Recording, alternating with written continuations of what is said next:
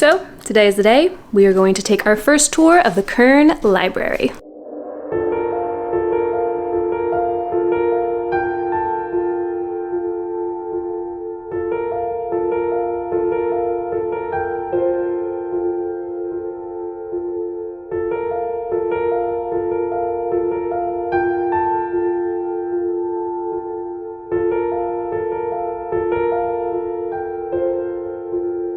So I have taken some time to think about how we ought to do this, because even as a lover of books myself, I do get bored watching very lengthy book tour videos. And when I checked the spreadsheet last, which I do periodically because I like to keep a catalog of our books, we're a little north of 2,000 books. And I think that could be too long of a video in one sitting. So we are going to just have this ongoing series. I love a good series where I go through categories of books or sections of books on the bookshelf, and we're going to start today with the cabinets over there, which sit closest to my homeschooling seat. And so we will see some of my Charlotte Mason treasures, some of my classical books that I love and I'm holding on to from my kids' age, as well as the books about the people or the books about ideas that have most shaped my educational philosophy and my life, because the two are very intertwined. And I think that'll be good for our first video today. So grab tea, grab coffee, get something warm, and we will start with the old books. Okay, so one thing that I do get asked quite a bit is where my bookshelves are from, and usually people are referring to the black ones that are behind me when I sit in my green chair when I just talk to the camera, and those are from CB2, so I thought I would just answer that here. I try to put the link down for everyone, but they are from CB2 and they are the 96-inch height ones. We live in the city, so we have really tall ceilings, and that gives me a couple extra shelves. This set contraption, whatever this furniture piece is called, behind me is from IKEA, and we just have these big bases below which hold like the non-aesthetically pleasing homeschool supplies we all have, as well as board games and puzzles and sand trays and things like that down this row right here. But I love the glass doors. We are just waiting on different hardware, because that's always the IKEA hack, is change the hardware and it looks a little bit nicer, although I'm really pleased with these, so I will link them below as well, because I can't remember the name and I couldn't pronounce it if I did remember it. And also, did you know, when I lived in Europe, the commercials for IKEA would run and it would say IKEA. So someone let me know, because I know we have a lot of international viewers, if IKEA is actually appropriate. Okay, so like I said, this is the closest to my homeschooling seat. You are seated on my dining room table, and therefore I have all of our school books down here below on this side actually, and then these are my Plutarchs. We're gonna talk about them. I'm gonna try to tell you fun stories about certain books, because I do think the book buying and the book hunting of the building of the library is actually probably my favorite part. Like, I'm in it for the chase, for the digging through the old boxes, for the standing in long lines at book sales, for the hunting in the middle of the night for the exact edition of a book you want, and then convincing the British bookseller to send it to you even though they don't want to. Like that, I love the chase of the book. So we will talk about some stories in here too. But down here, like here, we have school. These are school things. And then here up, we start to shift. So the Plutarchs are here because they're just so big. We'll get to them in a second. They shouldn't be, they should really be up here, but you have to work with the shelves you have, you know, so. Okay, I feel like I should switch sides. Can you see? I don't know, can you see? Then right here, we switch into some Charlotte Mason type reference books. A lot of them are my older Masons that I really love, because I had to hunt for them, or I had to save for them, or I had to bargain and like haggle for them. And so they kind of run this way until we hit Narnia. And this is where we begin to hit the books that have most shaped me, shaped my educational philosophy, shaped the vision of what I want our life to be like in our home and outside of our home, the community things that we do, like our co-op and different things like that. So we get into Narnia, and that continues up through here. And then I have some extra in the future Charlotte Mason resources up here, as well as my own like mother's diary, my planner, and a book on etiquette, because I want to make that part of our homeschooling, because I want to know proper rules of etiquette. Like, when you go to this event, this is the type of gift you should bring. Like, I love that sort of ceremonious part of life. We don't have it, but I'm intent on bringing it back. It's like the way I feel about handwritten letters. Like, you have to write handwritten letters. It just has to happen. My new thing is doing handwritten invitations for things, and also bringing back the adult read aloud. Like, why don't we gather in living rooms and listen to someone who is skilled? You have to have the skill of reading aloud, read aloud, with like great beverages. Why don't we do that? We should do that. So I'm bringing these things back in 2025. But let's go through the shelves. I'm gonna skip the school books. These are just currently what we're using, although I will say, I'm not gonna skip. I'm gonna talk a lot actually. I guess we'll start here. Okay, so these are my Maria Edgeworths so far. Now I don't know if my camera, if I hide my face, if it will focus really well. In fact, I should probably check that once I film this little bit. But Edgeworth is someone that John Sr. has on his list, and so Amanda Foss included it in the children's tradition. But as she was working on that, I started noticing Edgeworth being mentioned in other places. Yes, in Mason, but also in this little book right here, Little Men, which is one of my favorites, I talk about all the time, by Louisa May Alcott. Then I started to notice that it would feature in other novels. I'm trying to look over there. I know I was just reading something that was over there, now I can't find it. But it seemed like there was a time during the Victorian period and a little bit afterwards, in which everyone was just reading these like common reading, which means there are probably a lot of old copies available that people have held onto. Now, a note on old books, we're just do this disclaimer now. It's a great love of mine to have the old pretty hardback. Like, I spend a lot of time hunting for them at a good price, and I've spent a lot of time learning what is a good price for what type of book. If it's, you know, Shakespeare or Austen or Mark Twain, someone that is very common, easy to find, you should not be spending more than $7 on a beautiful old hardback. When you get into more particular things that you're looking for, like a Burgess book, well, Seashore, I've never found online. I've only found it once in a bookshop on accident. But Book of Animals, I find all the time. So Book of Animals, I wouldn't pay more than $15, $20 for, but Seashore, I think I paid $65. So you start to learn the different price points of books, right? Anyways, all that to say, I love the beautiful old book. And I am reading, we'll talk about this, a 3-part biography of C.S. Lewis right now. And young Lewis loved beautiful hardbacks. In fact, he loved Everyman editions, which I did not know about him, but I collect a lot of Everymans. We will see them in future videos because they're kind of sporadically placed in the house, but I love Everyman as well, and I have some really old ones that I found. Oh, should I do it now? I don't know. Okay, this isn't in this category. This is a different shelf, but we're gonna look at it. Okay, so this was my first Everyman. It is completely falling apart. Bookbinding is something I need to get into quickly or get better at. I know how to do the basics, but I need to get better. Anyways, this is Pilgrim's Progress. It is a 1902 copy, and I found it in a little free library in France. Crazy that it was in English. It's an English version. But this was my first experience with Everymans, and then I started to hunt them down. So there are the new ones, which everyone notices and asks me about my videos, but there are old ones that have these really intricate bindings or leather copies that I have, and we will see those in future videos. But C.S. Lewis also loved Everymans. So anyways, all that to say, Lewis, young Lewis, pre-war Lewis, 1918, 17 Lewis, was also very snobby about the quality of his books and had a really, really big opinion about it. Mature Lewis, I have learned, was not the same. I don't know if I will mature out of my love of old hardbacks, because here's why. I know that they are reprinting these books and they're trying to do them in beautiful ways and in ways that are more affordable, which if you do not want to budget for books, if this isn't the thing you want to give your kids, that's fine. This is the inheritance that I think of like passing on. But when you have old things, my thinking goes, this says something to my children. It says that people have protected this and passed this on, cared for it, kept it safe, made sure it stayed on shelves, made sure it was dusted, made sure it went to the next generation, because something about it was important. And that is why I fill my home with old books, because it says something of importance and attention grabbing to my kids. You should pay attention to what people have deemed important enough to save and protect, and I have deemed important enough to spend my money on to bring to you. So that's why I go for the old books. You don't have to, but that is, people ask like, why do you like old books so much? That's part of it. Also, they're just so pretty. Like, these are really pretty editions. So this one, which is The Parent's Assistant, the first one, which has like Lazy Lawrence and The False Key in those, 1870 is the inscription on this one. I love reading inscriptions.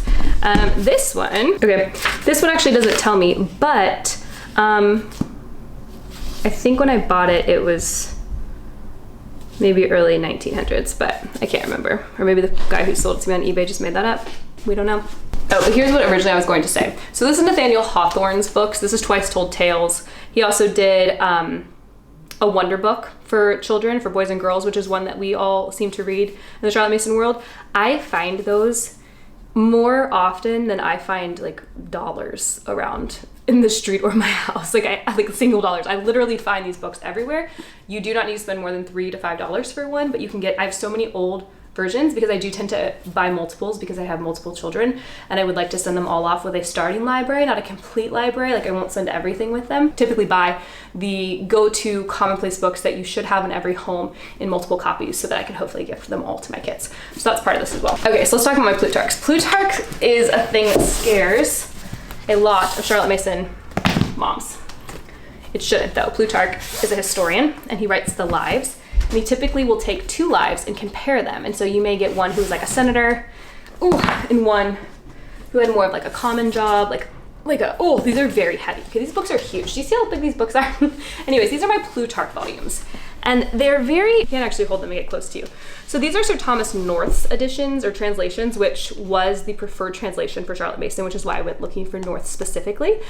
She also really liked the Blackie editions that I don't know if they were commentaries to Plutarch, if they actually translated Plutarch, I'm not sure, but I've seen her mention them, and I've only ever been able to track them down in Europe, mainly in the UK, and never with a bookseller that would do me the honor of sending it to me, even if I offered to buy them like a pot of tea, which I've done before, like extra money on top of shipping for tea if they will send them to me. So this is 5 volumes, and what I love about this particular set is it was a limited edition. And so not only is it huge, and when I do finally read these to my children, I will have to like stand like this and profess at them. There was a limited edition in both England and the United States. The United States got 500, I think England had 1,000 or 1,500. No, sorry, they had 1,050 copies. And my set is number 900, it says 949 from the English editions.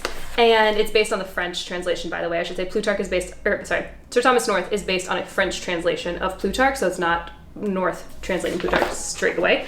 But it's really pretty. It's huge. And did I think it was this big? No. So that's part of the story, that when I found these books, I kept bidding on them, and then I would get the shipping total, and the shipping was ridiculous in my mind because I thought it was just $5. When they appeared at my house, I understood why the shipping had been so much. But they have these beautiful, beautiful illustrations. The font, I'm a sucker for good font. Like we don't spend time on fonts the way they used to. Let me show you some of these drawings or these sketches for each story. Oh, so each life has its own portrait. These little notes on the side, very well printed, very well bound, very beautiful. I love the 2-tone tans. My husband is a computer programmer, and so he's always talking about color and design, and I've learned 2-tone is very cool, very cool. Make me sweat trying to put them back because they're that heavy. Okay, so another set from school that was kind of fun to find were these Holling C books. They are often used for the early years in a Charlotte Mason education, so as like geography, a little bit of history, kind of touching with those ideas. And I was able to find this set together, and so I will say I do share my best book buying tips in Common House. I usually give them my better or more insane book buying tips, like the things I will do when hunting out books. But one tip that I gave over the summer as people were planning to buy for school, because I had kind of opened this door for a lot of people who had never maybe thought like, oh, I could just find an old book, an old version, because we use old books. So I can have a prettier version than like a reprint paperback, which I'm not hating on the paperback people. I always want to say that because I think they're doing great work bringing books back into print. I just don't particularly enjoy paperbacks for books that should be treasured. Anyways, I do have a lot of paperbacks for books that I've enjoyed reading but are not necessarily treasure books, but we'll get to that. So anyways, one thing that I've learned is that sometimes it is best to buy books either in like a series, like a trilogy or a whole series of books, or sets of old authors that maybe aren't being printed now.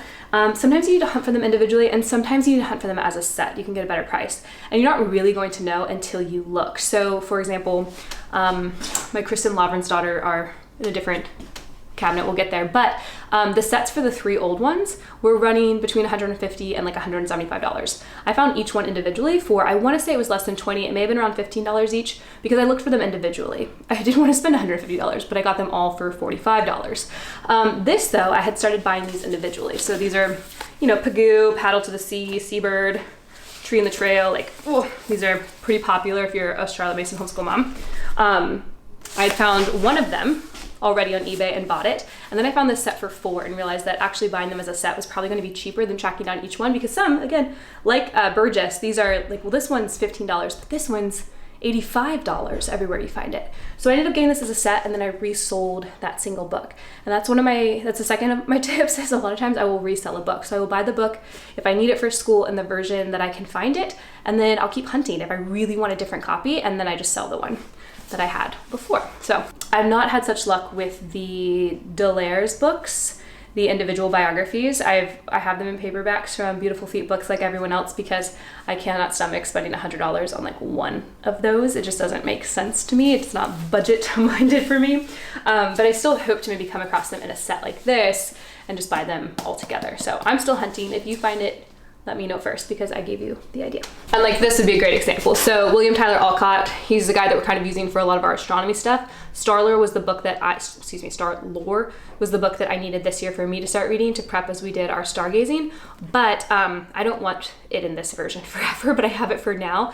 And while looking for this book, I ended up finding the Book of Stars, which is great, but this one's actually my favorite, A Field Book of the Stars. And in it, it's for the, oh, let's see, I'm gonna tell you the date if someone wrote on it. No, but it's someone's troop book. So Captain Brooklawn, troop number 1 in New Jersey. So this one has 50 diagrams showing the different constellations.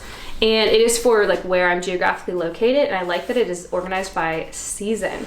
So I can go through and look like, okay, what can I see in autumn? And we start there. And then it gives a little bit of a description about it, what star you can look for if you know, so you can kind of locate the rest, and then also just really easy diagrams to follow. And so that's something I stumbled across because I was looking for a book that I needed for school. But if I know it's going to be an author that will repeat on future years, or this is kind of the voice for this body of knowledge, then I will pick up other books, even if they haven't been recommended yet. And so I actually have this, and then I have the Book of Stars for young people. I do have one of my children is quite cosmos oriented. He really loves the stars, and so I started investing in some of these for him as he ages. So moving up the shelves, we then move into some of my Charlotte Mason treasures. And the first, of course, would be all of my Burgess hardbacks, which I worked for it took me like 8 months to collect all of these at prices that I wanted to pay. And so I have all of them, and they are really beautiful, and they hold up pretty well. Again, like I said, some of them, like Animal Book, even Bird Book, I would say Animal and Bird are the easiest to find online. You shouldn't have to spend more than maybe $20 to get these. In fact, do I want to give you that tip? I have so many book buying tips. Maybe I'll do a book buying tip video, but then I have to compete with you. I have to think about it. My book glutton really struggles sometimes. I'm still fighting the power of vice. But these are really fun to find. Now, my favorite that I found, of course, was the Seashore. I say of course, but not all of you are in Common House. I shared with them when I found this because I was on an anniversary staycation for my 10-year anniversary 2 summers ago with my husband, and I was in my favorite bookstore, and I've never seen like a school book in this bookstore. And I found this sitting there on the shelf and absolutely freaked out. It's one of those books that I grabbed. I didn't even check to see what the price was. I just kind of told my husband, oh, this is the type of book I just buy. I don't really note the price, I just buy it. Now, of course, if it had been like $400, I would have not just bought it, obviously, but thankfully it was only $65. And so while it was a splurge for a school book, I had never seen this one online. I had been hunting for about 6 months. And so I knew that it was probably the book to buy. And also, it's so much more fun when you find it in the wild. Like, I use Google, I use the search engines, I do the online shopping. It does make it possible to find books all over the world, and that's a huge gift. But it is so much more satisfying and so much more fun to actually stumble across the book in the bookstore. Like, it's just like the best day ever when you find a book you've been looking for in actual real time, like in a bookstore. So anyways, these are some of my nature books. The other ones are my Arabelle Buckleys. This is still going to be the longest video ever. So I have used these before in a video. I'm pretty sure it did make it to YouTube. Sometimes I get confused what's YouTube, what's not. But these are my original Arabelle Buckleys. They are more like pamphlets than books. I do believe I have the entire set now. Well, why are they out of order? Who did that? Someone, probably one of my children who doesn't know how to read Roman numerals yet. So actually, when you do it backwards, you have to do it backwards for the bookshelf so that when you look across the shelf, it's the right way. There we go. So I actually do have the complete set. Castle's Eyes and No Eyes series. There is a version where all of them are in one book that's an old copy. I haven't found that at a price I want to buy. And now that I have these, I don't think I've looked for it in a while. I'm probably not going to buy it. But I do love having the originals, and I like these because I can throw them in my nature backpack or in my fanny pack, whatever we're taking, and I can reference them because I am as new of a student to formal nature study as my children are. I love being out of doors. I've always liked being outside hiking, but like my identification of plants and whatnot is not great. And since we're talking about C.S. Lewis, we're not, but I am. One thing that I really liked is that when he would go on walks, he liked to experience the wholeness. Like, he would go on 30-mile walks, that's like his whole life. He loved walking long distances, and he hated talking to people on his walks, which made me feel better about how much I wish I could just be alone in the woods all the time. But then also he hated walking with anyone who was like a botanist. He hated walking with Tolkien because Tolkien could stop and like note and name everything, and like a Charlotte Mason student, like a child, would sit there and observe them, which is what you're supposed to do. And I have a really hard time doing that. And I'm not saying just because Lewis didn't like it, I'm not going to try. I think it's important. I think naming and knowing leads to right loving and caring. But I like to just be outside. Like, I just want to feel the wind and see everything and be in it. I don't want to stop and like look at every bug and every plant and name it. But that's what homeschool moms are really good at, not me, but the other ones, and also my children. So I'm learning. But also I feel better now that Lewis didn't like it either. Okay, so then we just have a couple of like Handbook of Nature Study, Animal Life in Field and Garden, Birds Every Child Should Know, Field Book of Nature Activities, and those are just some nice high quality nature reference materials that help our Charlotte Mason studies that people have either recommended to me or have found, and we have them. But then we get into my Charlotte Mason cool books. So people do ask me, where do I get those pretty green volumes that you have for your Charlotte Mason books? There are pretty volumes of Mason books available now, but these are not them. They are a really lovely linen set from New West Press, I think it is, and Smigden has a hardback copy as well, at least the volume 6. I don't know if they have the other ones.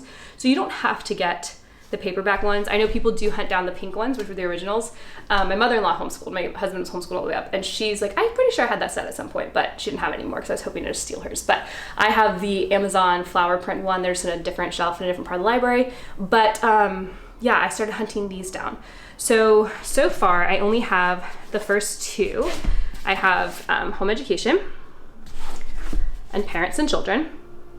These are not the oldest editions, these are 4th editions. And there is one, it might still be online. It's not that expensive. I mean, that's the hard part about talking about books. People have very different frames of references for what's a good price for a book. If you are someone who's going to collect, like collector style books, then a 1st edition of Home Education would be a book you'd spend some money on. You know, like I think this book was maybe $180, and that's not even a lot for like a 1st edition of a book. But I understand if people watch this and are eye rolling me. It's okay, it's fine. People spend that on like shoes and purses, so everyone's got a different prerogative on how they want to spend their money. Anyways, I picked this because I did like the green edition better, so I went with the 4th edition when I was buying this.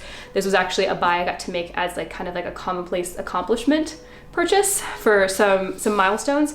But the first book, the 1st edition rather, is Home Education, a lecture, what is that, a series of lectures to ladies, I think is how it's titled, and I really like that that's what it's called. It's a red copy, but it was in fair condition. You do, when you buy used, need to look at the conditions. It does matter. Fair could be falling apart, probably has really bad foxing and tanning. The binding is probably very loose. There's probably a lot of potential, not a lot, but there's the potential for mold in a fair book, things like that. So you have to consider all of that. But anyways, these are the ones that I purchased so far.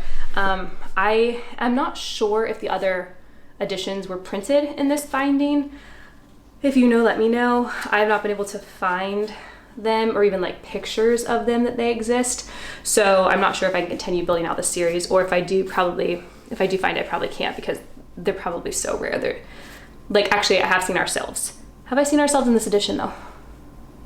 Ourselves was printed in 2 volumes originally, and I have found one online, but it is sitting pretty at near $500. So it's still sitting there pretty. Now this one I got is an essay towards philosophy of education, which is the 6th volume. This does not match these, but this is an old copy. And the reason why I liked it so much is that it came with the dust jacket, which is not common in old books. And when I was reading the back of the inside of the dust jacket, I saw that the director of the University of Oxford Department of Education had endorsed the book, which then sent me on this very long spiral about currently Oxford's Department of Education and their philosophy of education and what they still believe. Because what I've heard from my UK Common House members is that Mason is not nearly as popular there as she is here in the States. And so then I was, really excited about finding this, but as I kept going through, this was also endorsed by the Queen Mother, so like Queen Elizabeth's mother. She wrote an endorsement for this, which I thought was really wonderful. So I really like this edition, even though you'll see it's not nearly as pretty as the other ones. But it came with the dust jacket, it's got these endorsements in it, and that's just like a really fun thing to find. And the last one that I have that kind of matches the green ones is In Memoriam about Charlotte Mason. So this is what, I believe the PNEU was the one that put it together. I know that Brandy Venzel worked really hard to get a print version in the last couple of years, because I have that one, the paperback as well, that someone kindly sent me as a gift. And so this was like all of these collected thoughts about Mason and her work. It's a really encouraging thing to read, the impression she left on people, it just gives you a bit of encouragement about how living ideas don't die, and so they continue to call to the soul and like call us up to rise up. And I really like all of that. So those are some of my Scarlet Mason treasures. And from there, we take a sip of tea and we move on to the books that have most shaped me as a person. This is gonna be a very long video. I think I've already said it, but it's gonna be long. Then we move on to the books that will surprise no one. They are on this shelf, which is of course the Chronicles of Narnia. We are now joking that every bookshelf in our house has to have its own set of Narnia, and right now they do. And so we'll just have to keep up every time there's a new shelf, there needs to be another new set of Narnia, or another set of Narnia on it. These do not perfectly match, and I'm not sure if that's because this was the first printing that Macmillan did and then they switched the rest. These are the only books that I have personally kept the dust jackets for, because they're not old. I mean, you know, Narnia was printed did it start in the late 40s, the early 50s? I always get this confused. And right now we're reading Abolition of Man and Common House as a group, as a slow reading group, and so that's 40s. Maybe the first one was late 40s. I have to double check. Like Lewis, I'm not great with dates. Also funny, I was a history major. I studied history. So anyways, I don't know if they changed, but I did keep my dust jackets. I just don't like them because they were marketed towards children in the 50s, and they're not my favorite illustrations. But I do love the colors here. Now, I do have a set that is called the book club edition. If you're wanting to look, because people always ask, where'd you get that pretty set of Narnia? It's a book club edition. It was published by Macmillan. And the thing that I most love about these books, besides the fact that they are literally what pulled me through the wardrobe, the classical wardrobe as well, is that my edition does not use Maugrim as the head of the police of the White Witch. It uses Fenris Ulf, which set me on this literary journey deep in the scholastic archives of Reddit to find out why Fenris Ulf was in my book. And people guess that Lewis had tried to put in a lot of extra mythological things, particularly from the Norse tradition. He loved the Norse myths. If you're familiar with Tolkien and Lewis's thoughts on this, then you know that Tolkien hated how much he combined and mishmashed all these different elements of stories. He did not keep it pure and clean as Tolkien would have done in his own world. And so they being the scholars of Reddit, think that Lewis knew Tolkien would never look at the American editions, and so he snuck things back in, because there are a number of differences throughout my copies. I've probably not flagged them all yet, but I really love that. Just like a fun thing about my books. And so these of course sit on the shelf. I'm rereading them to my children now. I don't reread all of them like once a year, but I would say, because my own children breathe the air of Narnia and love it so much, that someone is usually listening to one of the audiobooks enough that I probably hear it kind of casually at all 7 once a year. So we're just kind of reading these on repeat. And I'm not mad about it. From there, we do not leave St. Jack, not quite yet. The Discarded Image. This was not the thing that sparked my love of the medieval time or my interest in it, but definitely contributed to it. It's his Introduction to Medieval and Renaissance Literature. This was his specialty in terms of his like academic work when he taught at Oxford and Cambridge. And this is like the go-to book. And I was really happy to find it in this old paperback. I was real miffed though, I will say, that they put one of those horrible stickers right here. And I did the whole thing where, this is a trick, you can heat it up if you have a hairdryer. I just actually heat it up with my oven. Like I turn on my oven and I have a vent on the top of my stove that lets out the hot air, and I just hold books above it.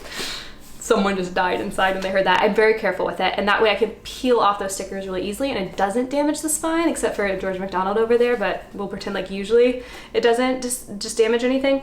But it ripped this off. It ripped off C.S. Lewis's name. I was not in a good mood about it for a couple of days. And every time I see it, it hurts my heart. But anyways, Discarded Image is something you should all read if you're interested in the medieval mind, if you're interested in, honestly, the pre-modern man mind. Those are the books that you need to study and love and reread again and again and again. From there we go to Little Men, which is not, I have a complete set of this, well, it's not a complete set of Alcott's work, but it's the complete set of the printings like this, because I really like this edition. But Little Men is the most Charlotte Mason book I've ever read in my life. You want to be both of the bears, both father and mother bear, for how you run your home and how you run your school. So I really love, again, like I said, this edition. I have more, but they're in a different cabinet, and that is kind of the clue to my mind. This book belongs in the like top tier, most special, life-changing books, and the rest just are in my favorite author cabinet. And then I have 2 prayer books. We use these, one for school, but also they, I hope by the end of my life, will form the thought patterns of my life, the words in here that have been tried and tested and prayed by faithful Christians for thousands of years. And so they are here to continue to shape the contours of my mind and my heart.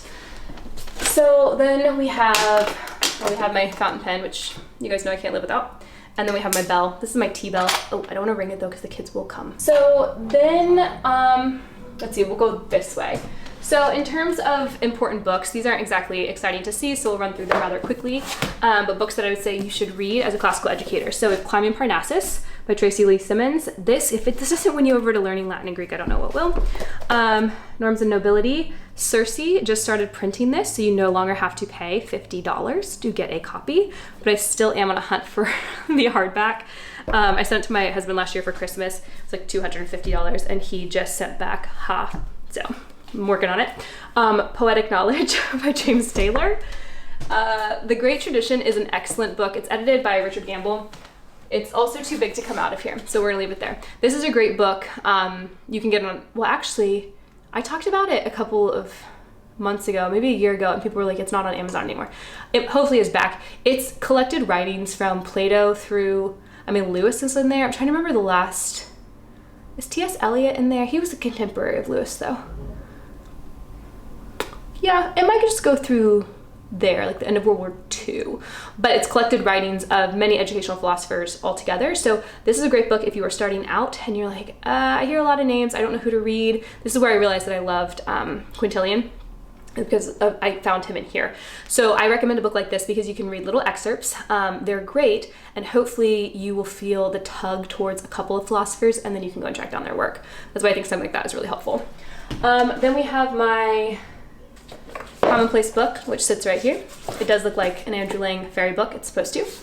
And then I have some books by Joshua Gibbs, Something They Will Not Forget, which is one of my favorite books on memory and catechism. And then Love What Lasts, which is something I think that all people should read, because we often think that we are thinking things, but really we are loving things. And how does that shape our orientation in the world and the way we form? This is a great book to read. And then we move into my biography of Lewis, my biography set by Harry Lee Poe.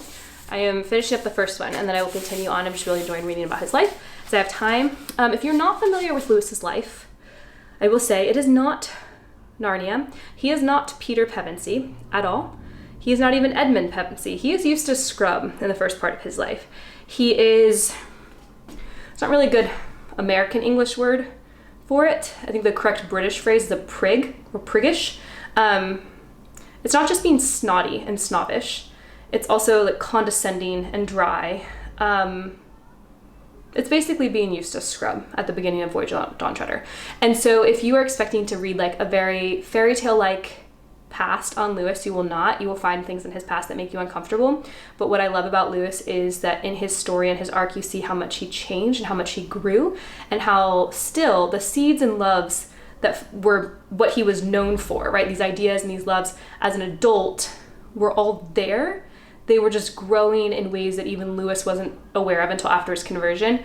But I do want to warn, like, there's some dark stuff in there, some stuff he was into, some stuff he believed. So though if you are someone who maybe did not have a great upbringing or a great past, where you've yourself changed quite a bit, you'll probably be very encouraged by his story.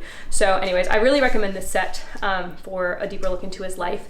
The Literary Life of the Inklings is over there on my shelf about, well, other books that Lewis wrote and then books about Lewis. I have a shelf like that. That one is great, but I think they make some gray out of stuff they shouldn't. So I would recommend these over that. Then we move on to liberal arts tradition, which I think is an excellent overview of not just the 7 liberal arts, but how they look in all of life. Okay, I will say particularly the most important part of this, I think for the modern classical mother, is to get the poetic foundation of the early years through a musical and gymnastic education. This is one way where I think the neoclassical movement has really failed, and unfortunately that is the model that most people are most familiar with. And so I think Clark and Jane did a really good job of showing like the breathing life aspect of the liberal arts and how children move through them. It's very different than like Dorothy Sayers' pulpit, pert, and poetic, which I think has become very harmful in the classical movement. So anyways, then John Senior and the Restoration of Realism. This is a biography about John Senior. I would love to track down copies of, well, I mean, it's not hard to track them down, but I just want the old copies of Death of Christian Culture and Restoration of Christian Culture.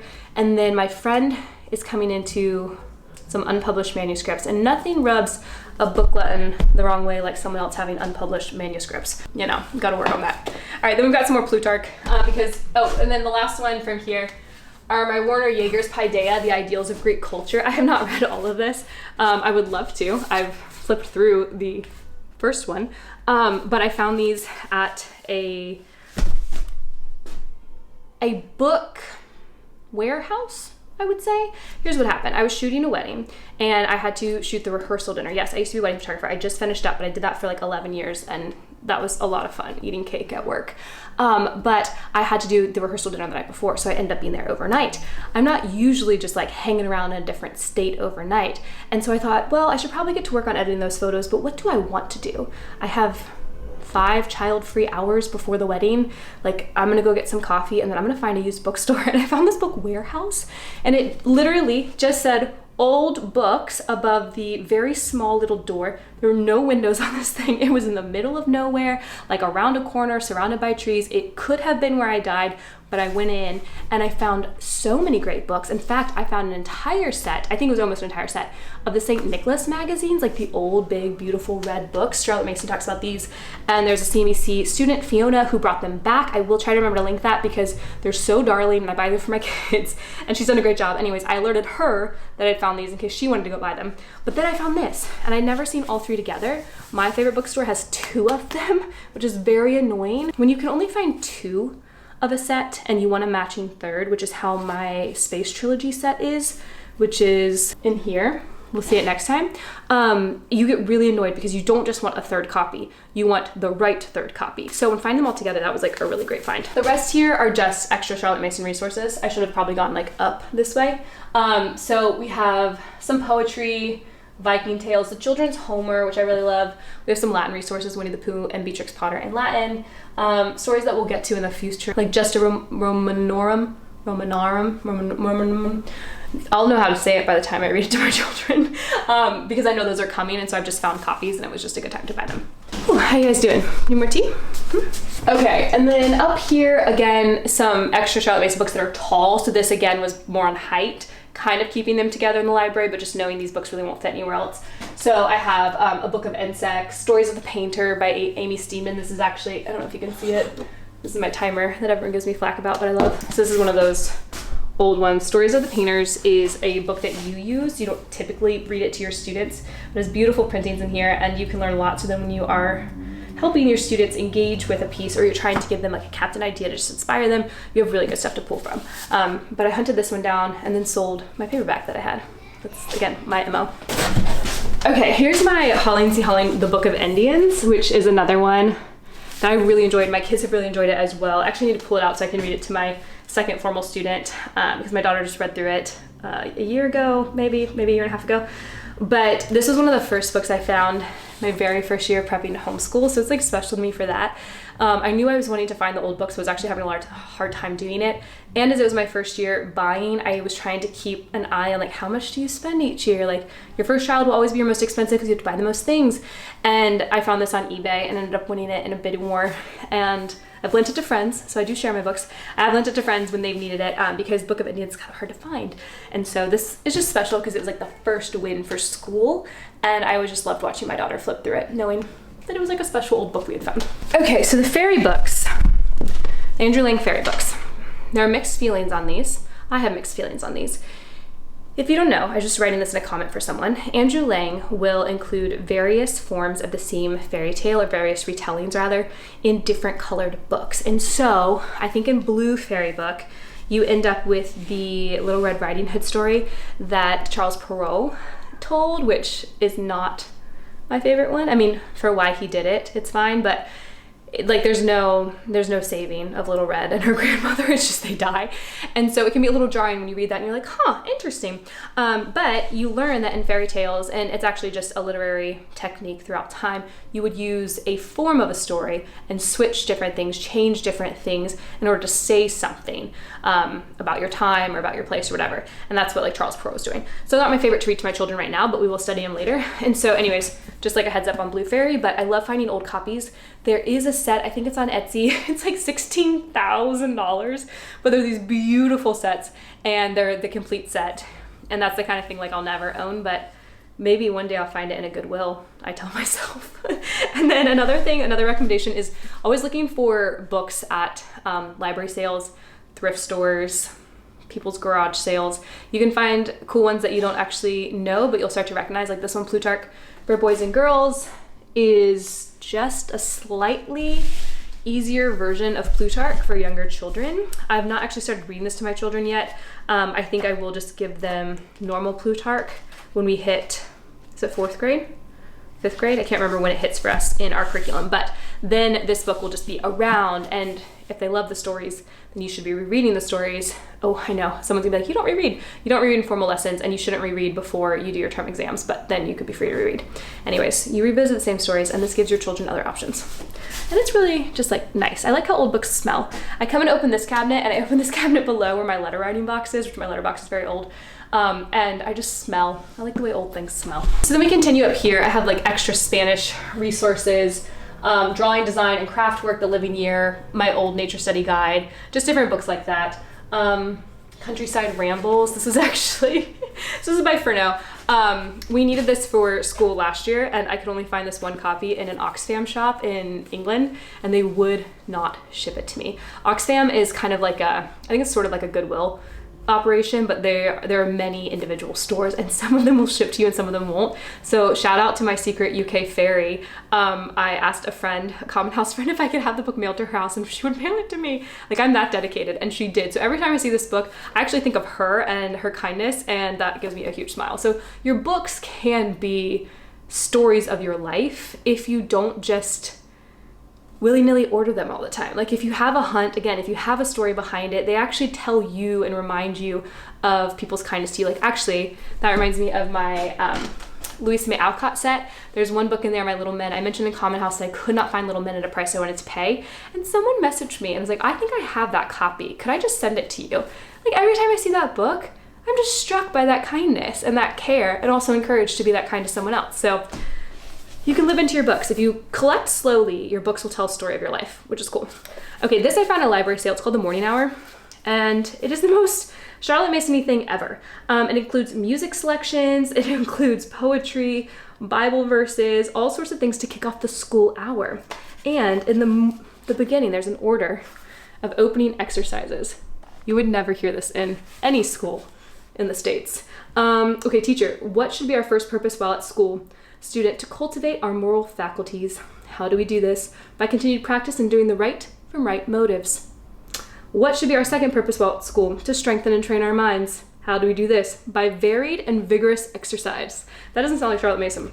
What should be our third purpose while at school? To acquire useful knowledge. There it is, way down there, third. How do we do this? By careful attention to the truths presented by our teachers and our books, and frequent repetition of what we have learned. That's so nice. We should start all school days like that. I have Charlotte Mason arithmetic series up there, like book 1 still stashed up there. I have Discover Reading stashed up there. So just extra resources. And then I have some very old readers. These are the Beacon readers. I have not been able to find first and second. I think a child has stolen them, so this is third and fifth. I have my mother's diary, which I've talked about before, why mothers should keep a mother's diary as recommended by Charlotte Mason. My planner, and then the etiquette book from Peggy Post, which is the granddaughter or great-granddaughter of Emily Post, the original creator of that. So therein concludes the first cabinet of the Kern Library. So I hope you enjoyed that. My tea is cold, perhaps yours is too. I'm also kind of tired, but that was the first cabinet in our Kern Library tour. I will go to the second cabinet next time, which is all of my favorite authors and books that just have special importance to me, and they're all together. And so I hope I will see you then. Otherwise, enjoy reading and reorganizing your books today.